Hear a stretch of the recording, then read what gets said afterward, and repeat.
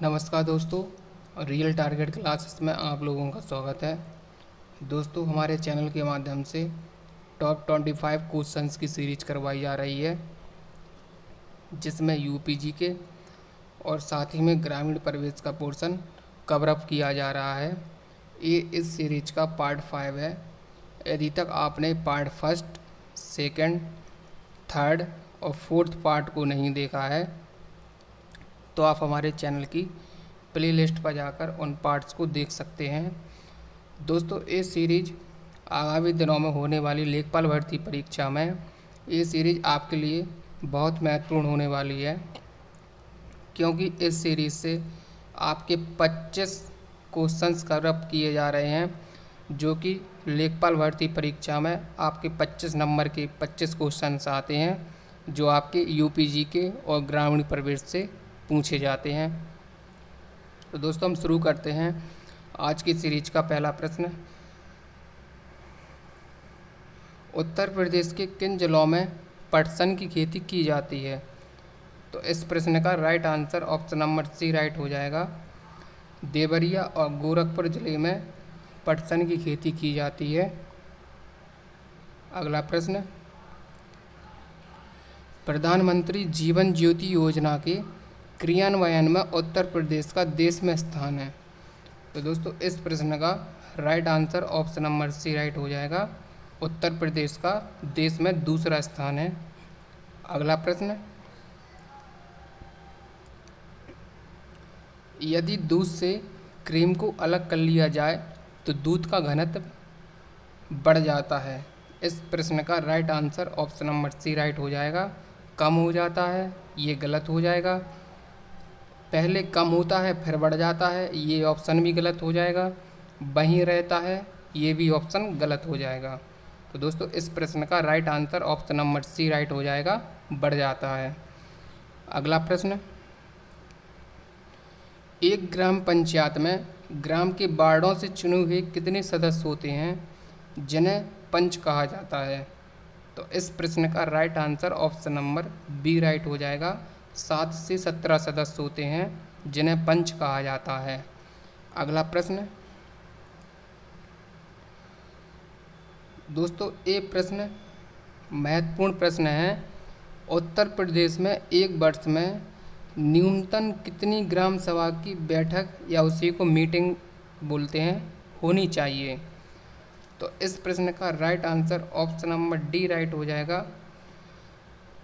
ग्राम सभा की एक वर्ष में कम से कम 2 बार मीटिंग होना बहुत आवश्यक है। तो क्वेश्चन नंबर 5 का right answer option number D right हो जाएगा, 2 बार। अगला प्रश्न, केंद्रीय आलू अनुसंधान संस्थान कहाँ स्थित है? तो दोस्तों, इस प्रश्न का right answer option number D right हो जाएगा। शिमला में केंद्रीय आलू अनुसंधान संस्थान स्थित है। अगला प्रश्न, गूंटी का प्रयोग आमतौर पर किसके संवर्धन के लिए किया जाता है? तो इस प्रश्न का right answer option number C right हो जाएगा। गूंटी का प्रयोग आमतौर पर लीची के संवर्धन के लिए किया जाता है। अगला प्रश्न, मिर्ज़ापुर प्रसिद्ध है, मिर्ज़ापुर किसके लिए प्रसिद्ध है?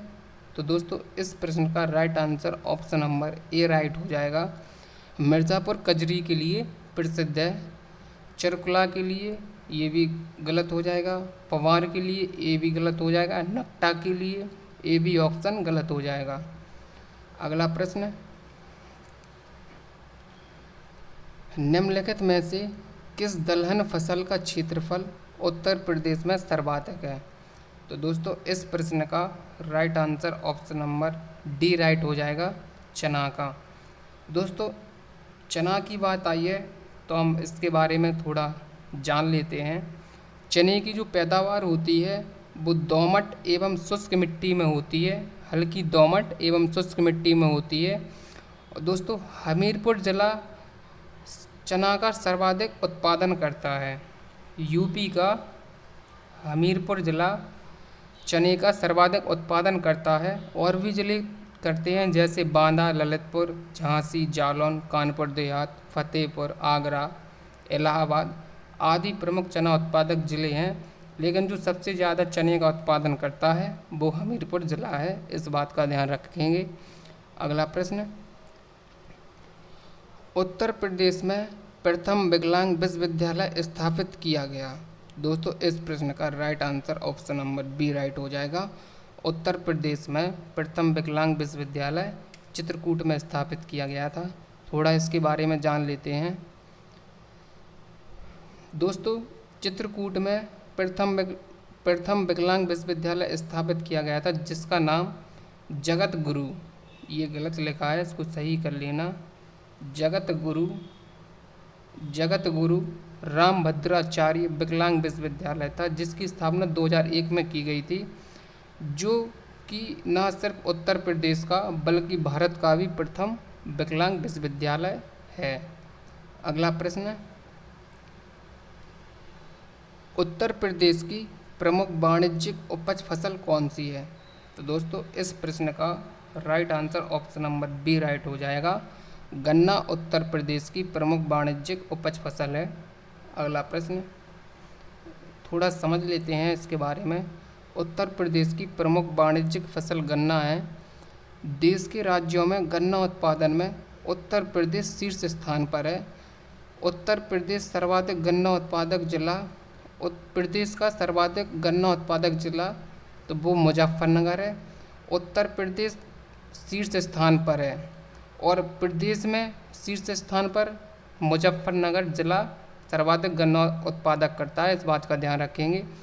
और भी ज़िले हैं जो गन्ना का उत्पादन करते हैं, जैसे पीलीभीत, बरेली, रामपुर, खीरी, सीतापुर, बस्ती, गोंडा, महाराजगंज, देवरिया, बलिया, मेरठ, बुलंदशहर, सहारनपुर, गाजियाबाद, मुरादाबाद, हापुड़, शामली एवं अलीगढ़ आदि प्रमुख गन्ना उत्पादक जिले हैं, लेकिन इनमें मुजफ्फरनगर ज़िला सबसे ज़्यादा गन्ना उत्पादन जिला है, जो कि गन्ना का उत्पादन सबसे ज़्यादा करता है। अगला प्रश्न, महोदया किसका पुराना नाम है। तो दोस्तों इस प्रश्न का right answer option number C right हो जाएगा। महोदया कन्नौज का पुराना नाम है। इसे महोदया या महोदय श्री के नाम से भी जाना जाता है।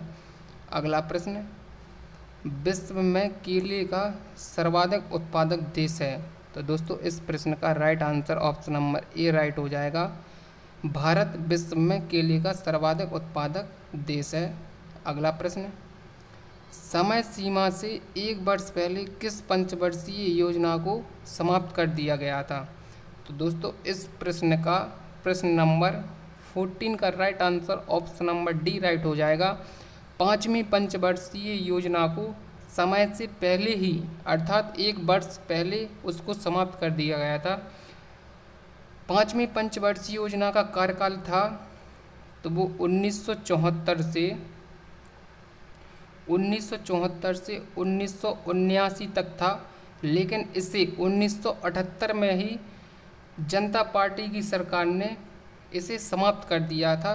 कब? 1978 में ही इसे जनता पार्टी की उस समय सरकार चल रही थी, उसने इस योजना को 5 साल पहले, 5 साल अर्थात 4 साल में ही समाप्त कर दिया था। 5 साल होने ही नहीं दिए थे इस योजना को। और दोस्तों जो इस योजना में जो प्राथमिकता दी गई थी वो गरीबी उन्मूलन तथा आत्मनिर्भरता की प्राथमिकता दी गई थी। बात कर लेते हैं हम तीसरी पंचवर्षीय योजना की। तो दोस्तों तीसरी पंचवर्षीय योजना का जो कार्यकाल था वो 1961 से 66 तक था। और दोस्तों हम बात कर लेते हैं प्रथम पंचवर्षीय योजना की।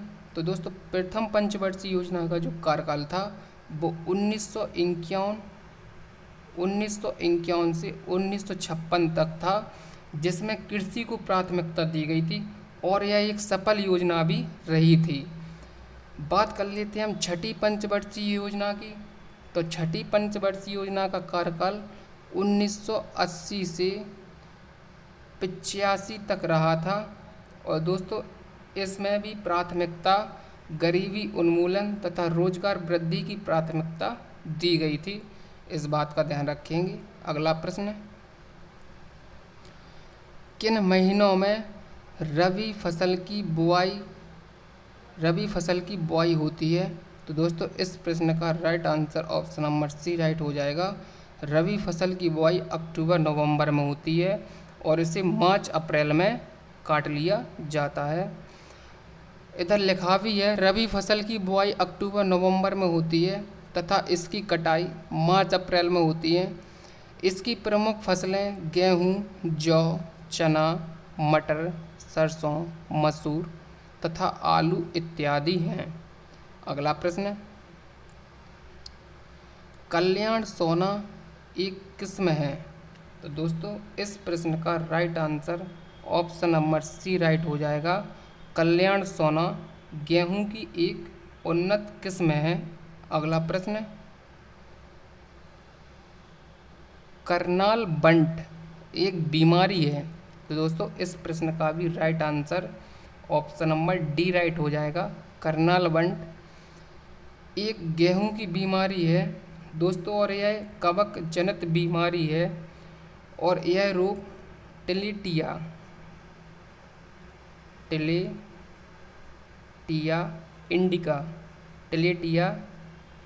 इंडिका नामक कवक से होती है। अगला प्रश्न, भारत में सोयाबीन का अग्रणी उत्पादक कौन सा राज्य है? तो दोस्तों क्वेश्चन नंबर 18 का right answer option number B right हो जाएगा। मध्य प्रदेश सोयाबीन का अग्रणी उत्पादक राज्य है। अगला प्रश्न,